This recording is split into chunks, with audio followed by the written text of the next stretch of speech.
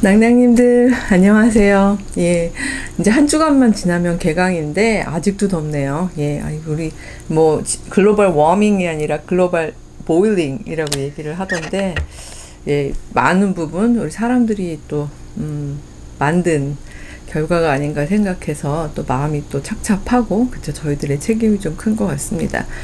지난번엔 진짜 성경 구절 하나도 읽지 않고 제가 야크 팽크세프라는 그 뇌과학자, 뇌신경과학자 이론을 가지고 이제 관계성에 대한 이야기를 좀 했고, 관계적 능력을 길러낸다는 것이 하나님 나라의 확장에 있어서도 어떤 방식으로 이게 기여할 수 있으며 또 굉장히 인간이 가진 능력의 중요한 부분인가, 이런 이야기들을 좀 했었습니다.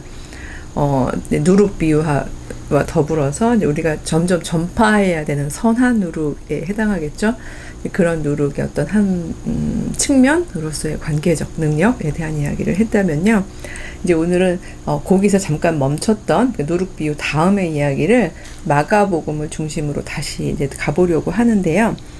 마가복음의 그 누룩 비유 바로 다음에 나오는 건요, 순서적으로 보면 그러니까 마가복음은 누룩은 안 나와요. 겨자씨 비유가 나오고, 이제 마태랑 누가의 경우가 이제 겨자씨 비유랑 같이 누룩 비유가 나오는 거죠. 네네. 그 다음에 나온 게 이제 그날 이제 마가복음 4장 35절에 되면 35절이 되면 이 비유를 쭉 말씀하시고 난 그날 날이 저물면서 이제 건너편 거라사, 나중에 보면 거라사 지방이라고 돼 있는데요.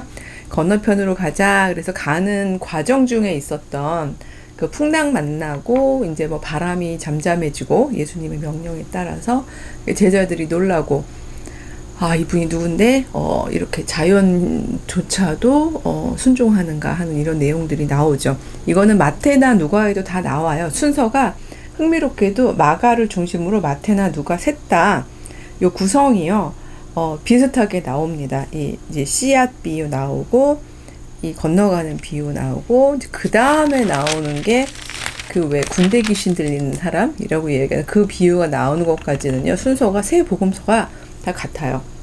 그래서 언젠가 한번 말씀드린 적이 있었는데, 대학교 1학년 때 복음서 연구라는 수업을 이제 1학년 때 들었었어요. 장상 선생님한테 이제 제가 들었던 기억이 있는데, 그때 이 성경을 다 복사해가지고 어떤 부분이 똑같나 하는 걸 이렇게 오려 붙이고 그러면서 이렇게 비교하면서 읽고 했던 기억이 있는데, 우리 낭낭님들도 한 번쯤 복음서 다 사실 복사해도 그렇게 얼마 크게 안 하거든요. 그 복음서에서 이렇게 마태, 마가, 누가까지만이라도, 요한은 또 상당히 다른 구성으로 되어 있으니까 세 개만이라도 큰 글쎄요, 이렇게 벽면 하나 활용해서 이렇게 딱 붙여 놓으셔도 이제 다른 방식의 읽기 방식이잖아요. 그래서 늘 이렇게 읽었을 때 못 보던 것들이 또 보이실 것 같기도 해요. 그래서 우리가 성경을 읽을 때 계속 내가 20대 읽은 것과 30대 읽은 것과, 그쵸? 40대, 50대 또 아니면 또 공공한 상황에서 읽은 것과 너무 감사한 상황에서 읽은 것과 내용이 다 다르잖아요. 근데 이제 또 이렇게 비교하면서 읽는 것이 저에게 또 주는 또 새로운 깨달음이 있을 것 같아서 한 번쯤 권해 봅니다. 오늘 제가 근데 풍랑을 잠잠케 하신 예수님 부분은 묵상을 안 하고 건너뛰려고 해요. 물론 이제 그 부분도 묵상을 하려고 들면 할 수 있는 것들이 있는데, 제 마음이죠. 이건 너무 심하죠. 예. 마가복음의 모든 에피소드들을 제가 하나씩 다 하면서 가다 보면 일단은 이제 너무 길 것 같기도 하고, 제가 기적과 비유, 그쵸? 이 두 가지를 놓고서 하겠다고 말씀을 드렸는데, 마침 그 군대 귀신을 쫓아내는 그 부분에 있어서도 그것도 이제 하나의 이제 기적 행위인 거죠. 그리고 제가 아마 초반에 이거 약간 도입부에서 말씀드릴 때, 예수님의 기적은 언제나 기적 행위 자체가 중요한 게 아니라 그 기적조차도 하나님 나라의 어떤 질서를 드러내는 방식으로 이 기적 행위가 일어났다. 요걸 한번 설명해 보겠다, 이렇게 말씀을 드렸었는데, 그런 맥락에서 하나님 나라는 당연히 하나님이 통치하시는 나라고, 그 나라 안에서 그 자연 질서도 하나님의 통치 가운데 있다. 이 정도는 그쵸. 너무나 자명한 것이기 때문에 제가 그 비유를 건너뛴 거고요. 이 군대 귀신 들린 사람의 비유 역시 예수님의 권능 그 자체보다는 이 맥락에서 소위 군대 귀신 들린 사람의 어떤 실존적인 삶이라고 해야 될까요? 그런데 제가 조금 관심을 가지고 싶어서 요 기적을 골랐습니다. 그래서 마가복음 5장이거든요. 5장에 보면 그렇게 바다를 건너서 예수께서 바다 건너편 거라사인의 지방에 이르러 배에서 나오심에 나오자마자 맞이한 사람이 굉장히 임팩트가 강한 자가 나왔는데 더러운 귀신 들린 사람이 무덤 사이에서 나와서 예수를 만난지라. 그 사람은 무덤 사이에서 거처하는데 아무도 쇠사슬로 맬 수 없게 되었으니 여러 번 고랑과 쇠사슬에 메었지만 끊고 깨트리고 그쵸. 그래서 아무도 그를 제어할 힘이 없는지라. 밤낮 무덤 사이에서나 산에서나 늘 소리 지르며 돌로 자기의 몸을 해치고 있었던 바로 그 사람이 멀리서 예수를 보고 달려와서 여기까지 제가 저라면 아직 얘기 안 했는데 예수님이 배에서 내리자마자 저 멀리서 누군가가 막 달려오고 있는데 광기 진짜 그 생각해보세요. 몸 요즘에 참 더워서 이러냐 왜 나라가 이 모양이냐 뭐 다들 막 걱정하시면서 막 별의별 일들이 많잖아요. 근데 그 중에 보면 가끔 이렇게 벌거벗고 다니신 뭐 남자분이나 여자분이나 이런 이야기도 기사에 잠깐 나오더라고요. 근데 정말 옷을 하나도 안 입고 머리는 얼마나 산발을 하고 있었겠어요. 그쵸? 막 뛰어오는 이 사람. 예, 요즘 뭐 진짜 뭐 묻지마 뭐 이런 것도 너무 많은 상황에서 물론 예수님이야 뭐 능력치가 높으신 분이니까 그걸로 겁을 먹지 않으셨겠지만 그 제자들도 그렇고 물론 풍랑을 잠잠케 하신 분이라는 거 알지만 이거 무슨 상황이지 하고 놀랐을 것 같아요. 여기는 막 모두가 그 놀람에 뭐 동요함에 이런 이야기는 이제 표현이 되지 않지만 다들 놀라서 저 사람이 저렇게 막 어마어마한 속도로 달려오는데 뭐 하려고 저러는 거지? 라고 했는데 딱 오자마자 절을 하네요. 그쵸? 절함에 7절입니다. 큰 소리로 부르짖어 이르되 지극히 높으신 하나님의 아들 예수여 나와 당신이 무슨 상관이 있나이까 원하건대 하나님 앞에 맹세하고 나를 괴롭히지 마옵소서 하니 이쯤 되면 아이러니죠. 비유를 막 1대1까지는 아니어도 이렇게 이너서클, 즉 내부자들한테 막 이게 무슨 뜻인가 하면서 얘기해주고 알려주고 했던 제자들조차도 미처 깨닫지 못하고 있는 예수님의 정체성에 대해서 한 번도 본 적이 없는 그쵸? 오늘 처음 만난 바로 지금 막 만난 저 멀리 있었던 이 사람이 알아본 건 아니죠. 그 안에 있는 수많은 영적 존재들, 다만 그 영적 존재는 사람을 밝게 이렇게 막 펼치게 하는 영적 존재들이 아니라 제가 귀와 신은 구별해야 된다고 말씀드렸는데 저는 우리나라 번역에서 귀신이라고 번역하는 거 귀라고 번역하는 게 맞는 것 같아요. 어쨌든 이 수많은 귀들이 자기들의 생존을 위해서 생존 본능을 가지고 있어요. 정말 이 신적 존재 중에 가장 유일하시며 가장 밝으신 그쵸? 하나님의 영과 함께 있는 사람이 저기서 이렇게 오고 있는데 당연히 살려면 꿇어야죠. 그쵸? 그래서 막 달려오고 있었고 이런 이야기를 하는 거죠. 도대체 당신이 할 일을 하세요. 나하고 상관없잖아요. 내가 이렇게 이 군대 귀신 들린 사람의 전사, 이 사람의 생애사였던 전에 무슨 일이 있었는지 모르지만 이 사람 몸에 이렇게 자기들이 이제 숙주로 삼아서 기생하면서 살아가는 것하고 당신하고 무슨 상관이에요? 당신은 당신이 밝히 펼치고 싶은 그런 일들을 하면 되잖아요. 가서 그런 일 하고 다니세요. 나는 그냥 냅두세요. 이 얘기인 거죠. 예, 그때 예수께서 8절입니다. 그에게 이르시기를 더러운 귀신아 그 사람에게서 나오라.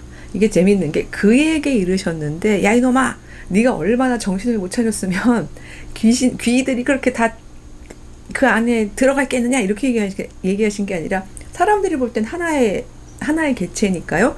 그에게 이르시는데 그 사람의 인격이나 어떤 그 사람의 어떤 그 정신을 향해서 얘기하고 있는 게 아닌 거죠. 그에게는 이르지만 그 사람을 완전히 포섭하고 있는 완전히 억누르고 있는 귀들에게 하시는 말씀입니다. 나와라. 그 사람에게서 나와라. 전 늘 제가 사람이라는 거에 굉장히 많이 집중하고 있잖아요. 사람은 귀들이 거할 장소가 아니다. 우리 왜 하나님의 거룩한 성전이라는 고백을 저희가 많이 하죠. 우리가 하나님의 형상으로 지음받았고 하나님의 거룩한 호흡, 숨이 이 안에 들어와 있는 우리는 거룩한 하나님의 성전이다. 이런 신앙 고백을 하고 사는데 바로 그런 사람이다. 귀들이 거기 거할 곳이 아니다. 정신 차리고 나와라. 거기 너의 dwelling place, 너가 거주할 장소가 아니야. 라고 이야기를 해주시는 거죠. 이에 물으시되 내 이름이 뭐냐? 예, 군대입니다. 이제 이게 헬라어로는 레기온입니다. 그래서 그 로마 그 군대의 여단 정도 되는 규모라고 합니다만 그 지방에서 절대로 자기를 내보내지 마세요 라고 얘기를 하죠. 근데 흥미로운 건 지방에서 내보내지 말라고 되어 있다는 거예요. 솔직히 이게 물론 숫자가 많기 때문에 군대라는 의미도 있지만 이런 부분에서 저희가 꼼꼼히 읽으면서 여러 가지를 생각해 볼 때 군대 그 지방에서 나오지 않게 해주세요 라는 이야기를 이렇게 놓고 보면은 이게 로마 식민지 시절이잖아요. 군인들은 사실은 이렇게 많은 부분을 점령하고 그 점령한 거주 지역을 완전히 통솔하죠. 그 안에는 자유가 없고 이 군인들 마음대로 하는 공간이잖아요. 그러니까 이 정말 숫자의 많음도 있지만 하필 군대니다라고 대답했던 바로 그 이름 속에 어쩌면 이 거라사 지방에 있는 많은 사람들이 실제적 삶이 그들의 어떤 일상이 이 로마 식민지의 어떤 그 압제 아래서 그러니까 사람으로서 자신의 주체성이나 자기가 선택하고 살아야 하는 어떤 삶의 방식을 스스로 결정하고 말하자면 어떤 부분은 스스로 못하더라도 그럴 여지를 주려고 막 어떤 부분 이렇게 노력하고 이런 걸 아예 포기하고 산 사람들이 많지 않았을까. 그냥 진짜 사람답지 못하다고 표현해야 될, 사람답지 못하다에는 늘 두 가지가 있죠. 제가 창세기 때 말씀드렸던 것처럼 너무 교만해가지고 자기가 마치 신적인 존재처럼 생각하는 것도 사람답지 못한 거고요. 완전히 꿇어 엎드려가지고 자기 자신을 어떤 자유의지를 다 내어놓고 완전히 굴종적인 어떤 운명에 완전히 사로잡혀 사는 삶도 사실은 사람답지 못한 거죠. 제가 틸리 많이 인용하잖아요. Finite freedom. 그러니까 이 운명으로부터는 벗어날 수 있는 프리덤이 있고요. 그렇죠? 예, 그렇지만 신이 될 수 없는 이유는 우리에게 finitude, 유한성이 있기 때문이죠. 그 사이 존재가 사람이거든요. 근데 이걸 포기하지 않아야 되는데 많은 경우 이렇게 군대의 어떤 강압적인 힘에 이렇게 이 지방이 완전히 포섭당해 있을 때는 그 힘을 포기하기가 쉽죠. 예. 그래서 저는 어쩌면 이 집을 떠나서 이 군대의 귀신 들린 사람이 보면은요, 마태랑 누가에 보면 마태는 조금 더 짧게 나오고요. 누가도 거의 비슷하게 요 정도 분량으로 나오는데, 여기 지금 마가복음에는 집을 떠나란 말이 없는데, 마태복음이었나봐요. 마태복음 8장에 보면 한번 볼게요. 마태복음 제가 이거를 접어놨었는데 하다가 넘겼네요. 마태복음 8장에 보면은요.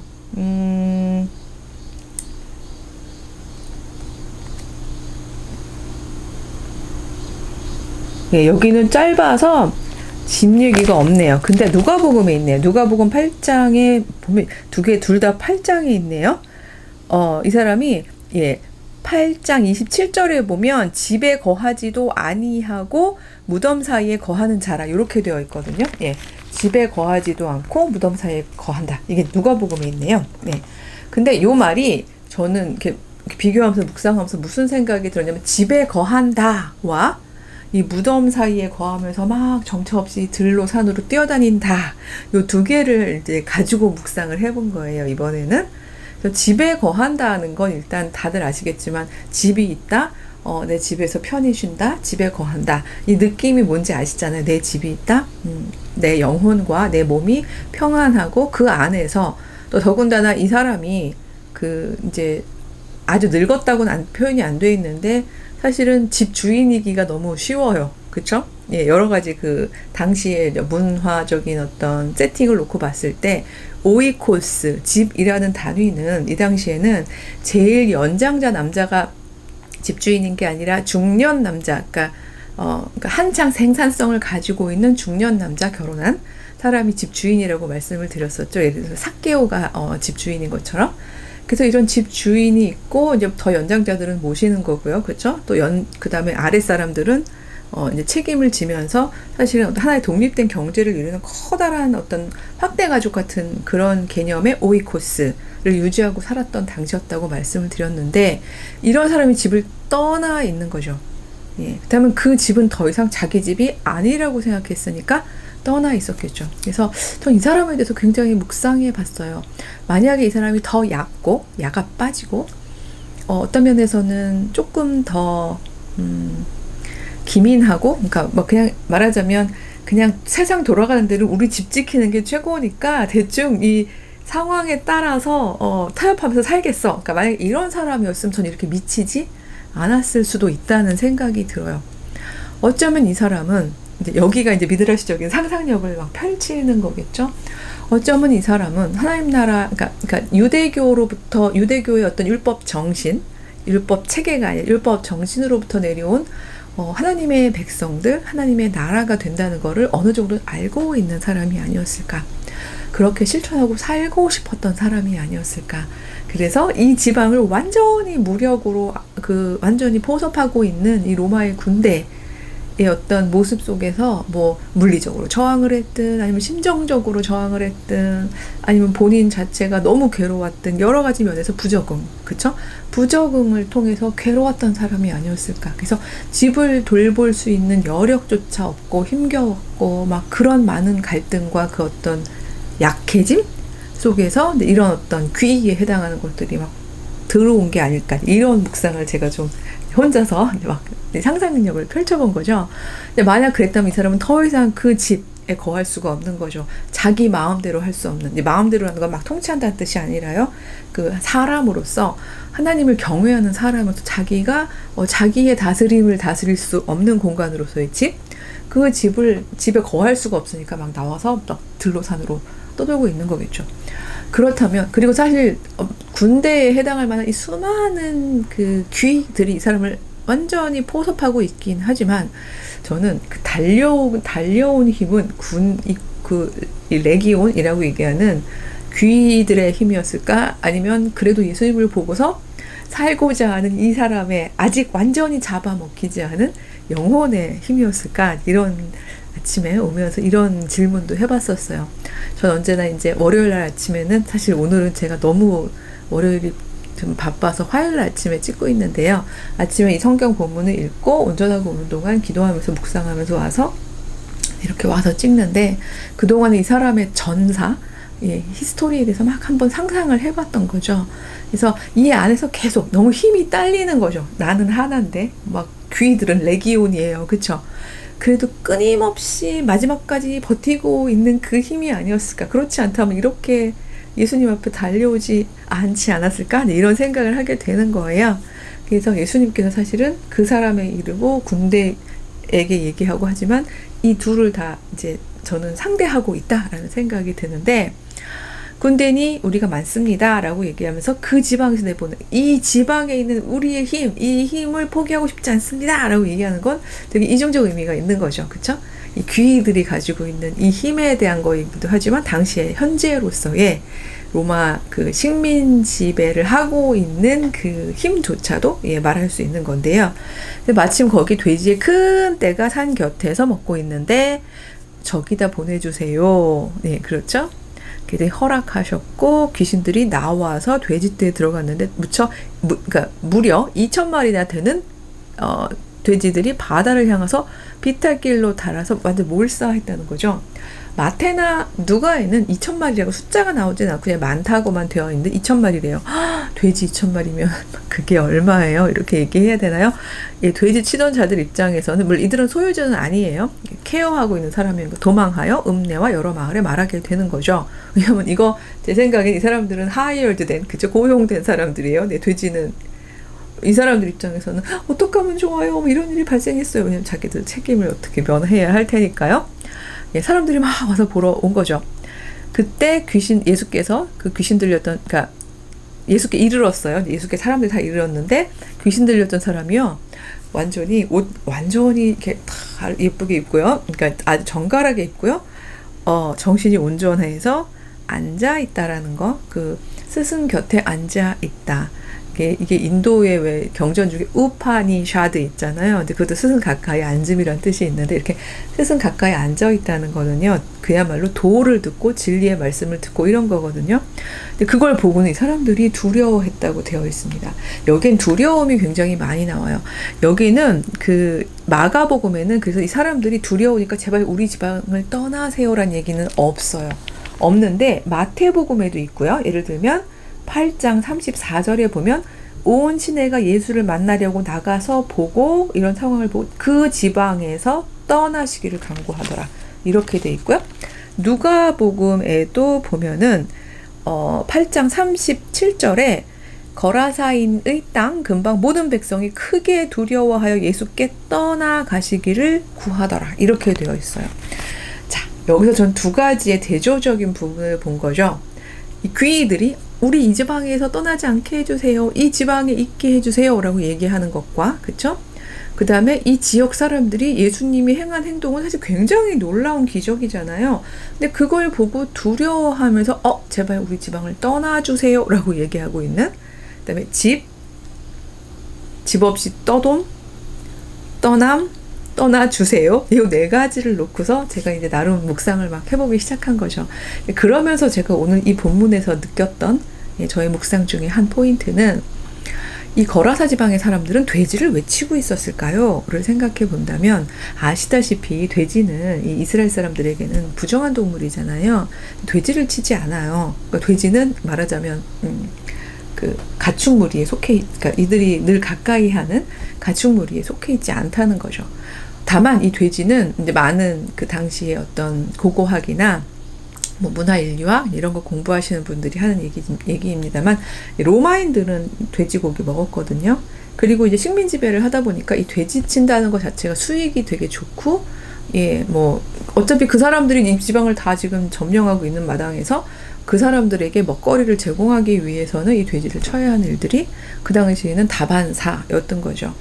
근데 이게 그러니까 율법주의적으로 돼지고기 먹으면 안 돼, 뭐 이런 어떤 작은 행위의 문제가 아니라, 어떤 면에서는 이게 이런 게 수익이 많이 나는 삶인데, 이렇게 하나씩 정말 여기 이제 군대, 뭐 이교도적인 것, 외부의 풍습 이런 것들을 열어가면서 거기에서 유익을 얻는 삶을 살다 보면, 그럼 내 집이 아닌 상황이 벌어질 수 있는 거죠.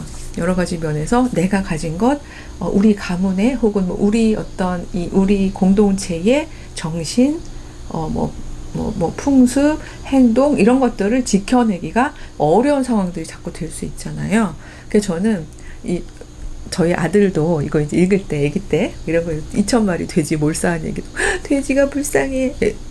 충분히 그런 생각을 할 수 있죠. 돼지도 생명인데, 그쵸? 하나님이 주신 생명인데, 예수님이 하실 수만 있다면, 돼지에게로 몰려가게 안 하시고, 사라져! 하고서는 진짜 이거 딱 한번 하시면 다 사라질 수도 있는. 그래서 실제로 그 얘기가 나와요. 여기에 보면,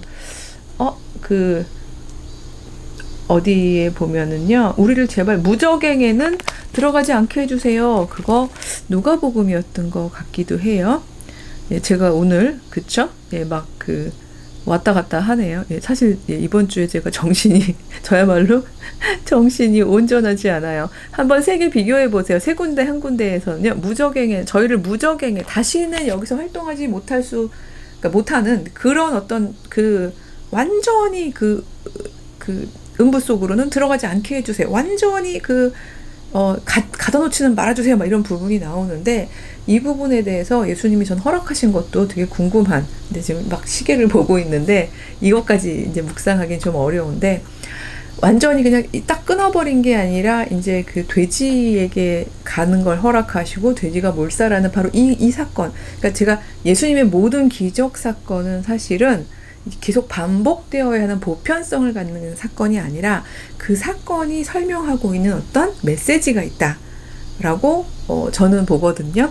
그래서 바로 이 지방에서 그냥 다들 먹고 살기 위해서, 그래도 어느 정도의 풍요로움을 위해서 율법이 금한 행동들을 막 하고 있으면서 편히 살던 사람들에게는, 그쵸?